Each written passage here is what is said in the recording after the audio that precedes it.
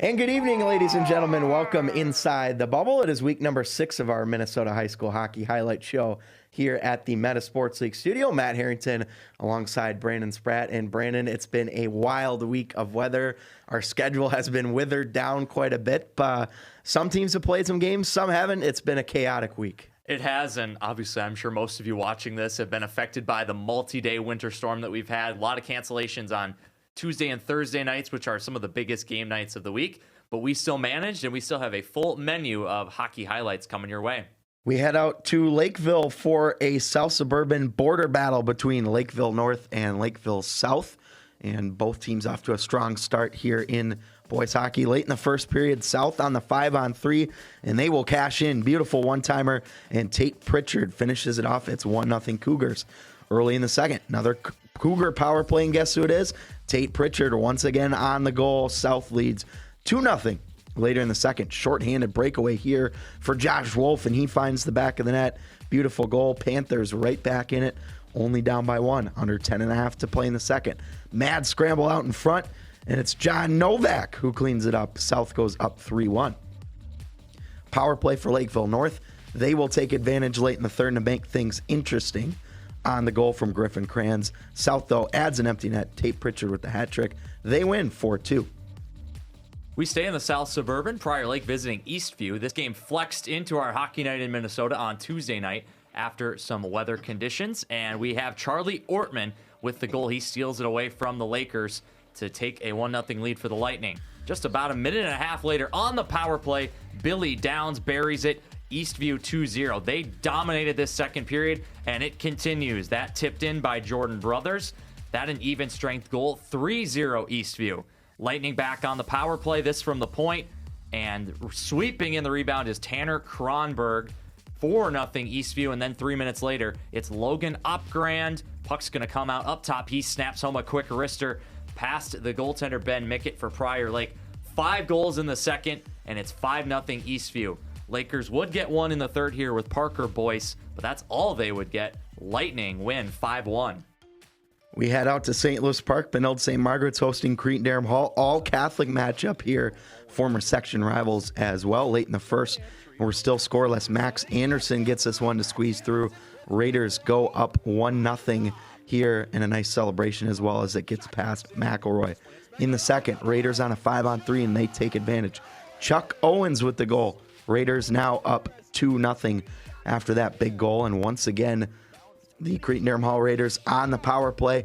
Beautiful one-timer here from Jake Fisher. Raiders now have a comfortable lead in this one at 3-0, but they were not done scoring in this one yet. We go early in the third period. And once again, Chuck Owens, his second of the game for the Raiders, in the lead all the way up to 4-0 here on the road for Cretin-Derham Hall. The Red Knights, though, would not go away in this one. Still over 10 minutes to play, and Ryan Baird's going to clean this one up in front, and that gets the Red Knights a little bit of life. 4-1 in favor of Cretin-Derham Hall, and the Raiders would have to go back on defense here just a couple minutes later. The Red Knights strike again in front as it goes home. Peter Geertsen, and all of a sudden it's a 2-goal game here at the St. Louis Park Rec Center. Raiders, though, would respond on the power play. That was the third power play goal of the game for Cretin-Derham Hall. A big game from them on the power play. Colton Jameson gets that 5th goal. Red Knights, though, not done yet, as they'll get one here to make things interesting again. Westberg getting the goal, but Cretin-Derham Hall would add another to make it 6-3. That's your final big day on the power play for Cretin as they go 3 for 6. Game 1 of the Edina Holiday Classic featuring Eden Prairie and Elk River. Just over a minute in, and a 2-on-2 here for the Eagles. This one's centered out front, and Andy Earl gets the goal. EP takes a 1-0 lead. We take you now into the second period. This is right off the faceoff. EP on the rush. Mason Mull on the back door finishes it on the one-timer, and it is 2-0, or 3-0 Eagles rather, early in the second. We take you late into the second, and another line rush here for Eden Prairie. It's going to come to Cole Satterdalen, who finishes it off. Satterdalen had a huge weekend at the Holiday Classic. EP leads 5-0. They'd add one in the third and go on to win 6-0. This one has been on my radar for quite some time. Rogers and Minnetonka, 1-4. Here we go out to the Pago Activity Center. Final minute of the period. It's scoreless and a big shot from the point. Danny Pasqua makes it 1-0 Skippers as they get the game's opening goal with just 31.7 seconds remaining in the first period. We go to the second period now. Skippers working in the offensive zone. And take a look at this pass across. It's going to find Sheets, who's at the back door, in a beautiful finish. And the Skippers have a 2-0 lead with 13:34 to go in the second. Skippers not done yet, though. They take advantage of a miscue in front of the Rogers net and a good cleanup in front by Gary. Gary gets the goal. Luke Gary, that is, finishes it off to make it 3-0 in favor of Minnetonka. We go to the third. It's 4-0 Minnetonka at this point. Another beautiful feed to the back door. Aston Schultz puts it home. What a day for Minnetonka. That goal would put them up 5-0, and that would be the final score as the Skippers continue to dominate on home ice, outscoring opponents 35-5. We stick with the Lake Conference versus Northwest Suburban, and it is Andover and Wayzata. First period here, and the Huskies score on the power play. That one pinging around, and Cooper Conway gets credit for it. Just about a minute 45 into this one. Later in the first, though, this is in the second. It's Wayzata on the power play, and Madsen, a.k.a. Jibbercool, with the power play goal, and Wayzata ties it at 1. We go into the second period, or rather still in the second period. This one's cleaned up out front. Landon Stringfellow, the power play goal. Look at the big crowd going crazy up in Andover. Huskies lead it 2-1. But we wind down final seconds of the second period. Great pass out front. Jake Matson from Reese Wallen. Wayzata ties it at 2 on the power play. Into the third here. This is a tough one for Andover. They turn it over behind the net. Heads up play, though, by Cade D. St. Hubert. He banks it in off the goaltender there, Bo Altman, and it is 3-2 in favor of Wayzata. Late timeout for Mark Manny. He talks to his Huskies, and guess what? It paid off the dot. You'll see it here. 1 to the point for Caden Casey, thrown to the net, and it's cleaned up by Stringfellow, his second of the game. Huskies tied it at 3. We had some gaudy shot totals in this game, 46-44 in favor of Wayzata. Goaltenders Will Ingman and Bo Altman playing very well, but it ends in a 3-3 tie. We head up to the North Metro for a Northwest Suburban battle between Blaine and Rogers. We picked this one up in the first period. And keep an eye on number 9, Taylor Olson in front, gets the even strength goal, and the Bengals go up 1-0. No score in the second. We pick it up in the third, and Lauren Barnacle with a nice wrist shot here. 1-1 is your score. And then a little bit later after that, Blaine not done yet, as it's Maya Gunter on the even strength goal to make it 2-1. And then Macy Jansen will get this one to go into the empty net for Blaine. They score 3 unanswered to come and win 3-1 in this one. Stillwater and Eastridge from the Health East Sports Center out in Woodbury. This is early in the first period. Stillwater breaking the puck out with Josie Lang. This one comes across there to Brooke Nelson, who fires it in. Lang cleans it up on the back door, and Stillwater leads 1-0. Then this is just about, less than a minute later, actually. And no, this isn't an instant replay. Stillwater's going to break out the puck from behind their net, going all the way up the ice. This is number 7, Josie St. Martin, the Ohio State commit, winds up for the big slapper. Nice move, blocker save, but Olivia DeJarnett is on the site to bury that rebound, and that's 2 quick ones for Stillwater just about 3 minutes in. This is in the second period. Josie Lang does well at the blue line. Nice feed down low and a good, well-placed finish from Hunter Reardon. 3-0 in favor of the Ponies in the second. We head to the third, though. Eastridge would get a goal. Stillwater from behind their net. They turn it over. Loose puck falls to Sid Myers, who gets the goal for Eastridge, but that was all they would get. They lose 3-1, as you see some handshakes and some hockey hugs at the end of this one. 3-1 Stillwater over Eastridge. We head back out to Prior Lake Eastview, this time on the girls' side of things in the first period here as the Eastview Lightning have it. And check this one out. It's tipped in front by Ella Schaefer. Big goal there as they go up 1-0. Prior Lake, though, has a chance, and it's put home in front by Ava Guillemette to make it 1-1. Prior Lake still with it here in the offensive zone. Jaden Zolman with a beautiful wrister here. That gets through. Prior Lake takes the lead, 2-1. But Eastview, though, looking to try and equalize, and another beautiful wrister. This time from Aaron Hayward. Makes it 2-2. Eastview again, later in the period, nice move toward the front, and the rebound cleaned up in front by Jessica Wilhelm. 3-2 Eastview. Ava Guillemette, though, would not be done with the goal scoring as she cleans up the garbage in front of the net. That made it 3-3 late in the third. We go to overtime. Look who it is. Once again, Ava Guillemette to the front. There's your overtime winner. She gets the hat trick. Prior Lake, 4-3 winners in overtime. Back out to the Northwest Suburban Conference. This is Robbinsdale Armstrong Cooper taking on Osseo Park Center. And we picked this one up in the first period. And this one's going to be thrown out front. Claire Riestenberg gets the goal, and Robbinsdale Armstrong Cooper out to a 1-0 lead. Then racing in with a chance in the second is Lydia College, and she makes it 2-0 for the Wings. This is in the third, right off the dot. One forward. Oh, what a snipe. Ruby Montague gets the finish. She had a goal and an assist in this one. Armstrong Cooper wins 3-0. Up to the Lake Superior Conference we go. Duluth taking on Cloquet Esco Carlton. We picked this one up in the first, already 1-0 in favor of Duluth. And it's going to be Jenna Horvat who gets the goal. It's 2-0 in favor of Duluth. They would get another one here as it's Grace Caracas in front of the net. She puts it home to make it 3-0. The Lumberjacks, though, would not go away. Here's a shot from the point by Emily Litchke. That will get through. That makes it 3-1. The Lumberjacks the other way here as it's Glenn Lilly. Nice move on the backhand here to finish. Makes it 3-2. Unfortunately, though, not enough for the Lumberjacks as they fall to Duluth 3-2. Two top five teams, actually Maple Grove just outside the top five, but two top squads battling Edina against Maple Grove on Saturday. This is Maple Grove on the rush, and what a goal by Bella Shipley. She goes up over the shoulder of Uma Cornier. Maple Grove leads 1-0 after the first period. This is in the second. Maple Grove is on the power play, but they're going to turn it over out front, and it's potted home by Hannah Halverson, the junior for the Hornets. Ties the game at 1. But still on the Maple Grove power play, they get it right back, and it's Kelsey Olson who puts it past Cornier, 2-1 Maple Grove. And we go now late into the second period. Crimson still leading 2-1. Look at this move, though, by Halverson. Toe drag, walks the defender. Great pass to Whitney Horton. 2-2 game.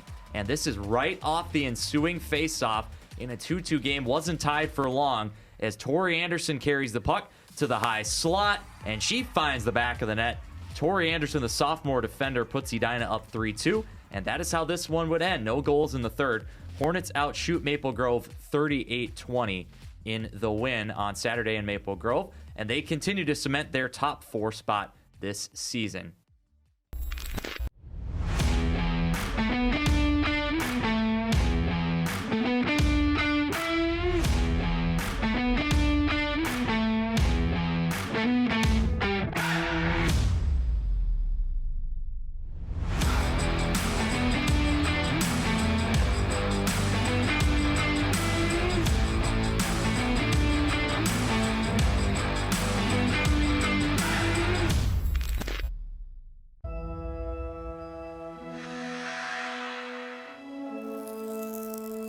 Behind every world-class athlete,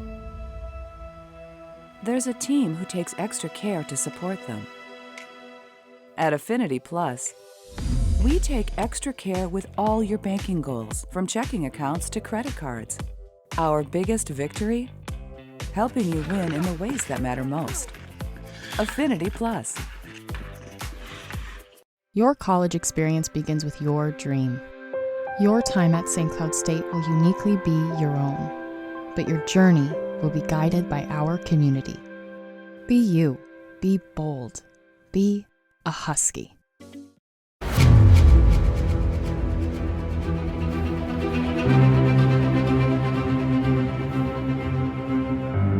What if there was a place where everything was hockey?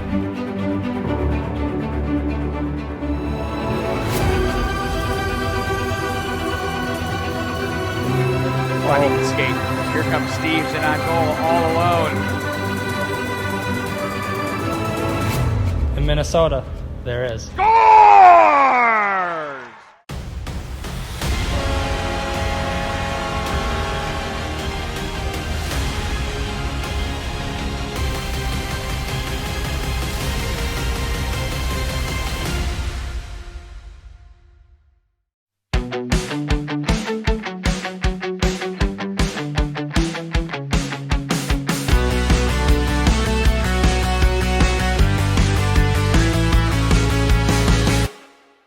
Welcome back to Inside the Bubble here on KARE 11 Plus. It's time now to take a look at our St. Cloud State University player spotlight.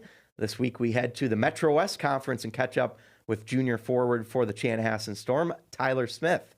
Tyler is a three-sport star in football, hockey, and baseball for the Storm, and is also a top student as well. He certainly makes his work in the community known. Let's go ahead to Chanhassen and take a look. Tyler is one of the most energetic team guys that I've ever coached in my career of coaching. He's a three-sport athlete, four-sport if you want to include golf, and he's a great student in the classroom.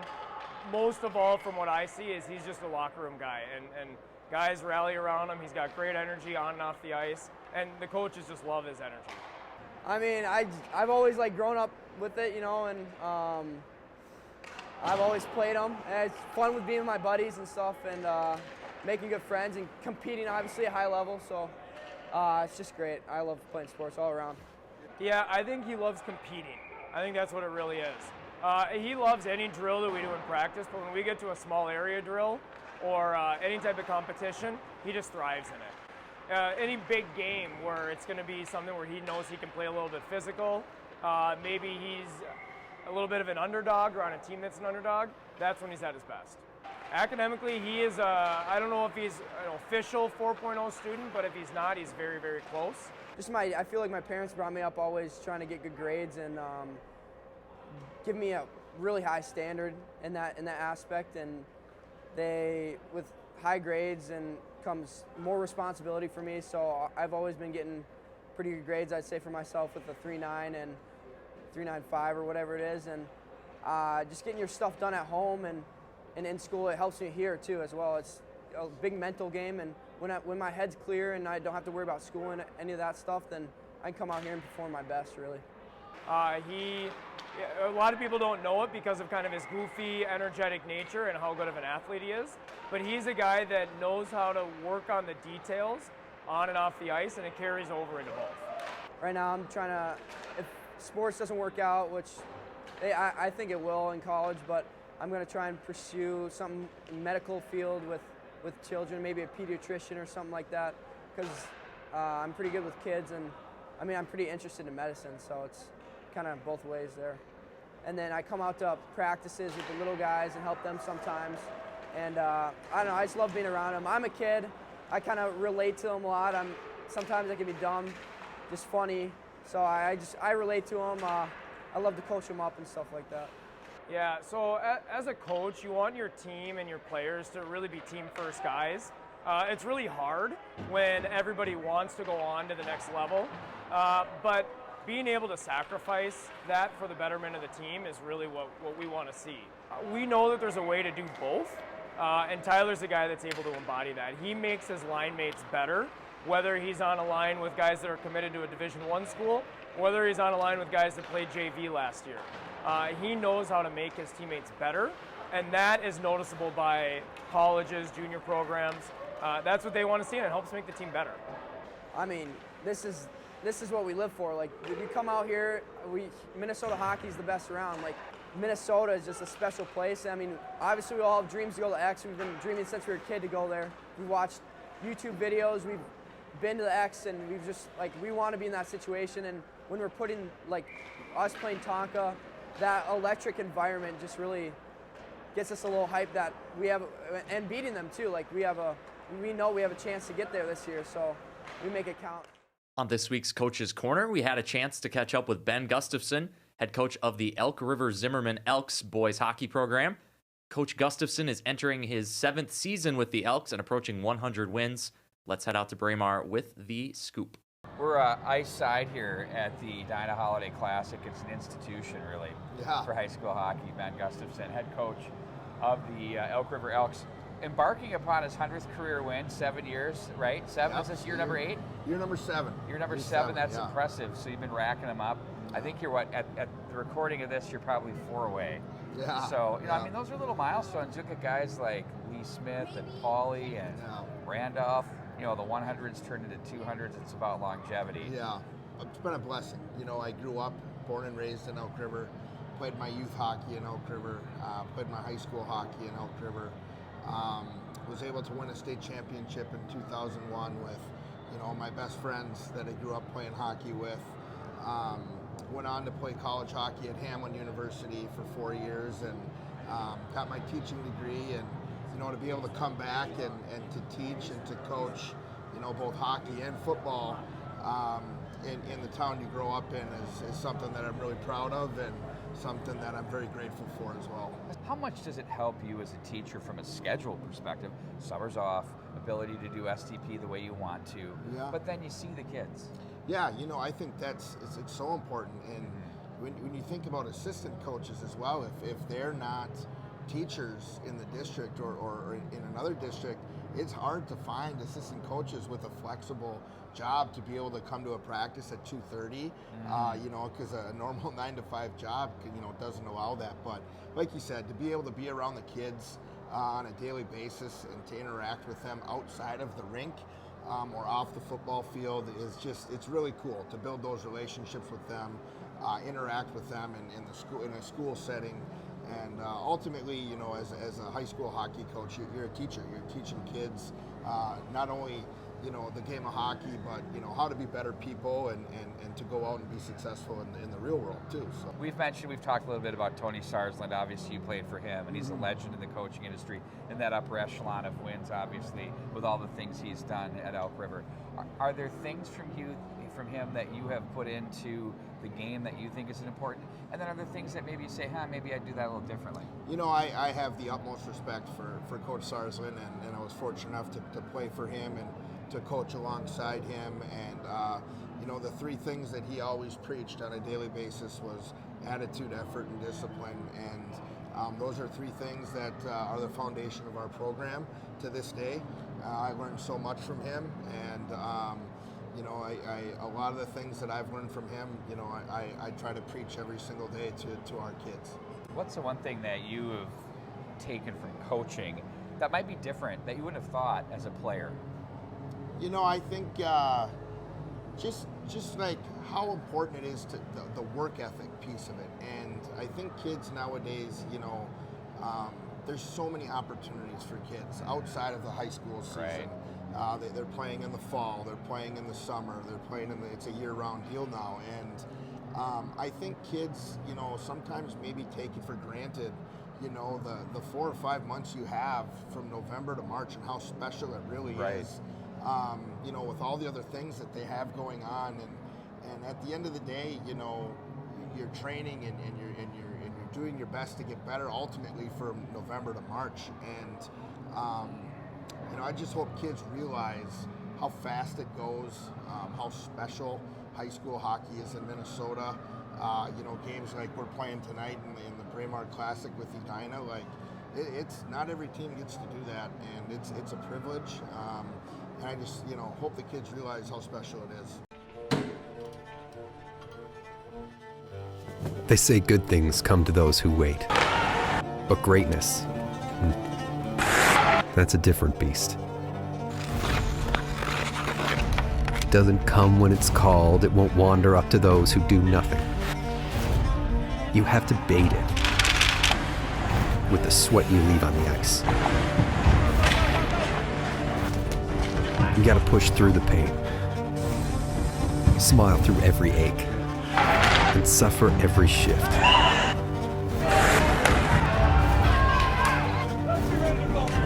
You gotta chase it, all in the name of the game you love.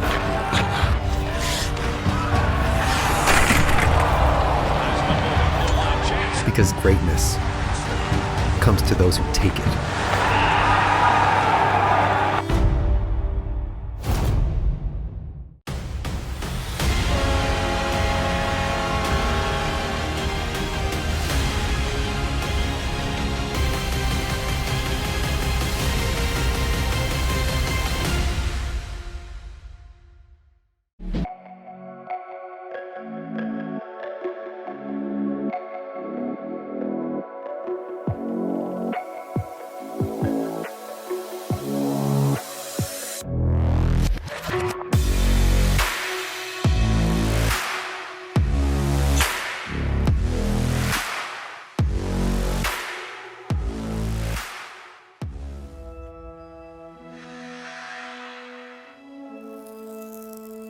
Behind every world-class athlete,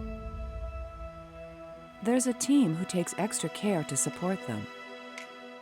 At Affinity Plus, we take extra care with all your banking goals, from checking accounts to credit cards. Our biggest victory? Helping you win in the ways that matter most. Affinity Plus.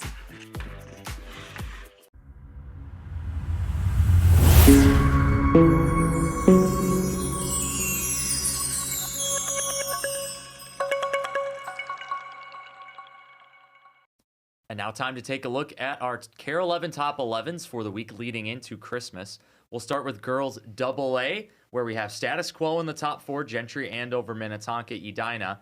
Maple Grove and Hill Murray bumped up 1 spot each, with Holy Family down below Moorhead making its debut after knocking off the Fire in overtime on Saturday. Lakeville North enters as well as they defeated their crosstown rivals, and Benilde falls a few spots.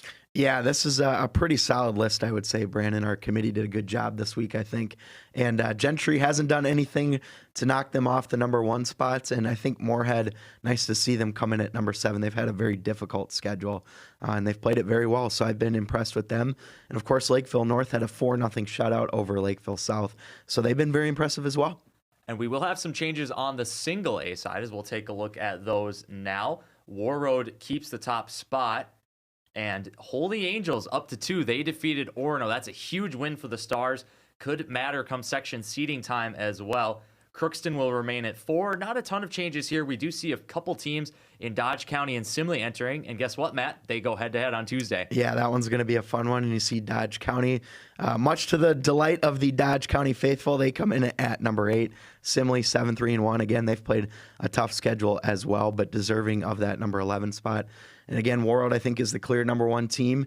But Holy Angels, very nice win over Orono and deserve to be in that 2 spot. Also, Moose Lake and Simley will be one of our KARE 11 games of the week this week. So excited for that one. Let's take a look at the boys AA now. We will take a look indeed. And for the second week in a row, we do have a new number 1 as the Wayzata Trojans ascend to that 1 spot from number 2. Chanhassen moves up to number 2. Minnetonka at 3, they move up as well. St. Thomas Academy unbeaten right now, 7-0-0. Rogers falls from 1 to 5 after their loss to Minnetonka. Lakeville South, Stillwater, and Maple Grove all move up as well. Eastview coming in at number 10, 6-2. Again, they've played very well as well. But Brandon getting some changes here, and just the 1 team moving down this week in Rogers. Yeah, and I mean, really, it's because Minnetonka beats Rogers, and really the transitive wins at this point, if you will, make ranking the top 6 relatively easy. Rogers beat Lakeville South a few weeks ago. They lost to Minnetonka. Chanhassen over Minnetonka is because of a win there. But let's look at Eastview as well, a second team from the South Suburban in the top 10. Their only 2 losses to Lakeville South and STA, so they earned that number 10 spot, and those games were tight as well. They were tight indeed. We'll go now to the Class A boys side of things. And once again, not a whole lot of changes in the top 6. That all stays the same, including Warroad at 1, Hermantown at 2. But then we do have Detroit Lakes and Northfield moving up, but a couple of newcomers as well. Sartell St. Stephen debuts at number 9 as the Sabres, I'm sure, appreciate being in the top 11. New Ulm at number 10. They are still unbeaten at 6-0. They stay the same. And Laverne also debuting at number 11.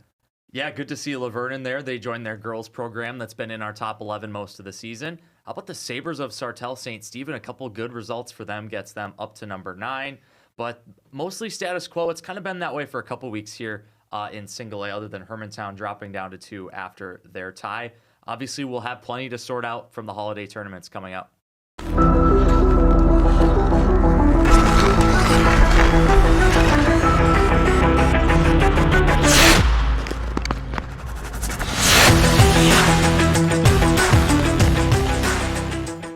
Well, it's time now to take a look at our mic'd up segment for the week, and we head back out to Braemar Arena in Edina for the Edina Holiday Classic as we mic'd up Elk River Zimmerman boys head coach Ben Gustafson. Let's go out to Braemar and take a listen. All right, fellas, how we doing? Good warm up. Good warm up. Cool thing about high school hockey is, you know, last night's in the past, right? So 24 hours later, here you are, right, with another opportunity, right?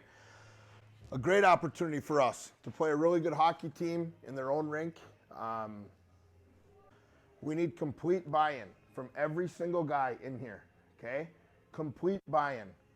No one is better or more important than the team, right? We got to have 18 guys in here finishing checks. We got to have 18 guys in here moving their feet. 18 guys communicating on the ice, right? 18 guys committing to winning the lines. Let's go. Come on, Jace. Come on, Brady. Let's go. Come on, let's go. Come on. Let's go. Come on, buddy.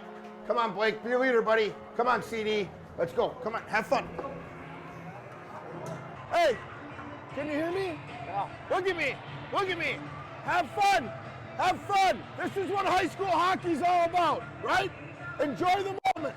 Go out there and do the things that are going to make you successful. Finish checks. Move your feet. Okay? Talk to each other. All right? Let's go. Elks on 3. 1, 2, 3. Now. All right, here we go. Hey, Gavin, starts with the face-off here, okay? Come on, buddy. Come on. Attaboy, Hansy. Way to finish the check, buddy. Good job. That's the way to take a hit, 11. Stay up. Good stick. Through him. Gavin, Spruce, come here, Spruce. Where's Gavin? So, hey, we had F1, and then you were here and here, but you did this big loop here, okay?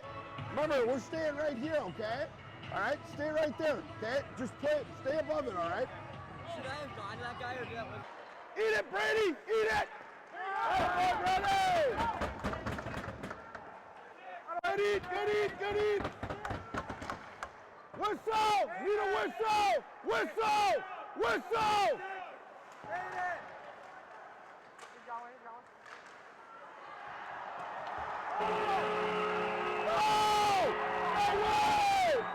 No way!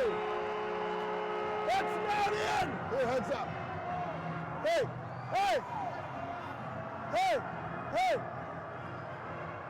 No way! It's not even close.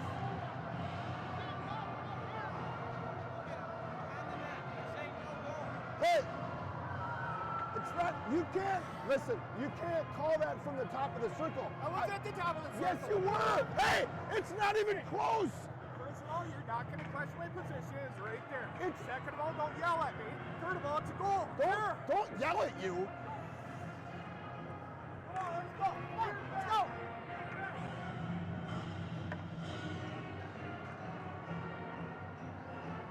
Huh. I wasn't yelling at him.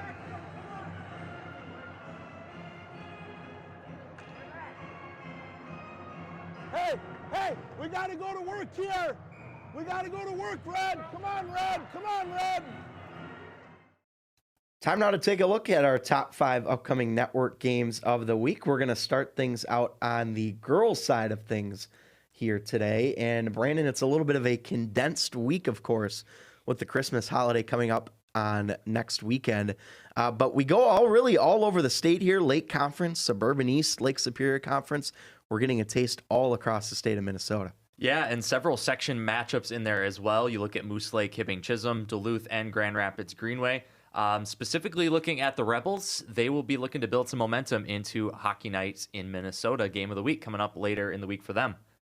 And now we'll switch over to the boys as well. And we start with Matamidi and Stillwater in the Northeast Metro. That on Tuesday night. Northfield, New Prague, that's another huge section matchup.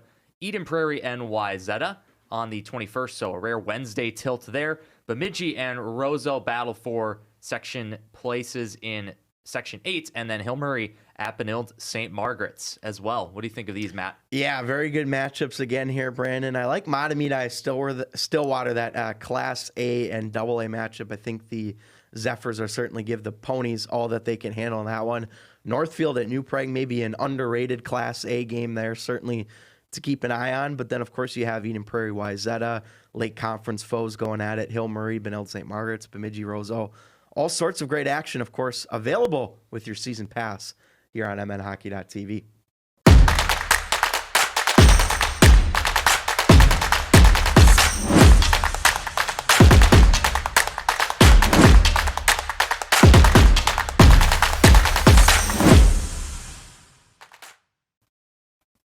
Now we'll take a look at our hockey night in Minnesota. Games of the week this week. We have 3 of them for you. And starting on Tuesday night, December 20th at 7:30 p.m., the Hermantown Hawks take on the Duluth Denfeld Hunters. And then on Thursday night, we go down south for a matchup between 2 bitter rivals. Mankato West and Mankato East will square off at 7:30 p.m. on Thursday. And then, as I alluded to a little bit earlier in the program, Moose Lake will make the trip down to Veterans Memorial Coliseum to take on the Simley Spartans, an intriguing matchup in girls single A. That is December 23rd at 7 p.m. And Matt, 3 games of the week this week going into Christmas. There aren't quite as many games overall, but we have 3 good games of the week. Well, yeah, very good games indeed, Brandon. And should mention these games are, of course, free. No season pass needed. You can watch them live on the MN Hockey YouTube, MN Hockey TV YouTube channel, as well as KARE 11 Plus, KARE11.com, and the KARE 11 mobile app. So you can get your hockey fix all week long right here on MNHockey.tv and KARE 11 Plus. On this week's Overtime podcast, you can catch the exclusive full interview with Elk River Zimmerman boys head coach Ben Gustafson. We will also have reaction from the teams at the Edina Holiday Classic and post-game reactions from Hill Murray and Minnetonka, a big girls game coming up this weekend. Well, for the most up-to-date information on all things high school hockey in Minnesota, make sure to follow us on our social media platforms on Twitter, Instagram, and Facebook. Twitter at MN Hockey TV, Instagram at MN Hockey TV, and of course on Facebook as well at MNHockey.tv. Well, thank you so much for tuning in to episode number 6 of Inside the Bubble. We are going to take a brief break next week for the Christmas holiday, but we will be back the following week to recap our holiday tournaments and more. I want to thank our entire crew here at the Meta Sports League studio, Todd Geisler, our producer, executive producer Pete Wagner, and of course my co-host Brandon Spratt. I'm Matt Harrington, wishing you a very happy holiday season.